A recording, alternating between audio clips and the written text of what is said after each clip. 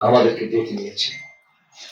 আমরা 42 জন প্রথম দফার জেলা চেয়ারম্যানরা, আমাদের শিক্ষক জনাব তারেক রহমান 2.5 ঘন্টা আমাদের সাথে আলাপ আলোচনা করেছেন, সমস্যা শুনেছেন, সমাধানের পথ আমাদের কাছে শুনতে চেয়েছেন, এলাকার উন্নয়ন এবং জনগণের আশ্বস্ত করার জন্য আমরা যারা ওখানে উপস্থিত ছিলাম তার অধিকাংশই হলো এক কথায় বলতে গেলে হেরে যাওয়া মানুষগুলো। অর্থাৎ হেরে যাওয়া মানুষগুলোর মধ্যে থেকে তিনি যাদেরকে যোগ্য মনে করেছেন তাদেরকেই আবার জেলা পরিষদের দায়িত্ব দিয়েছেন।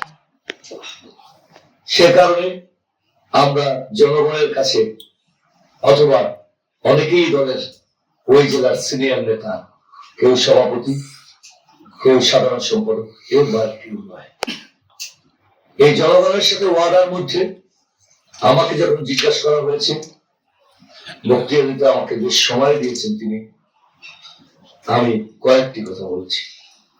প্রথম দাবি তার কাছে তুলেছি ফুসপুরের বন্ধ রাস্তাগুলো। আমি বলেছিলাম এলজিডির, আমি তখন বলেছিলাম আমাদের নির্বাচনী ওয়াদা ছিল ব্যক্তির শাস্তি হবে, এই অঞ্চলের মানুষ কোনোভাবেই কষ্ট পাবে না।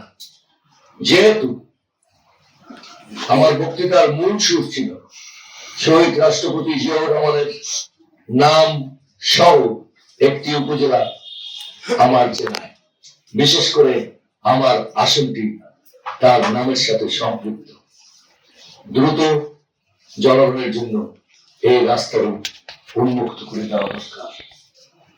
সেখানে উপস্থিত ছিলেন মাননীয় স্থানীয় সরকার মন্ত্রী জনাব মির্জা ফখরুল ইসলাম আলমগীর, স্থানীয় সরকার প্রতিমন্ত্রী জনাব মীর সাহেব।